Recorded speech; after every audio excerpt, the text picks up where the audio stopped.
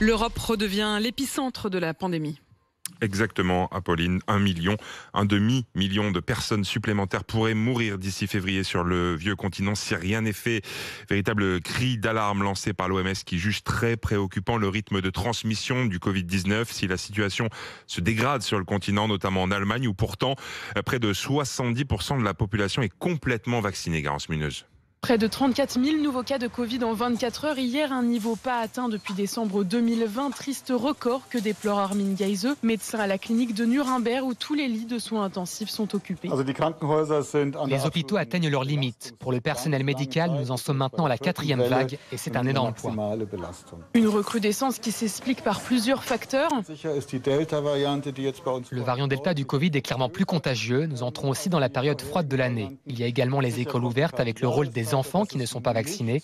Il n'en serait pas ainsi si le taux de vaccination de la population était plus élevé. C'est très clair.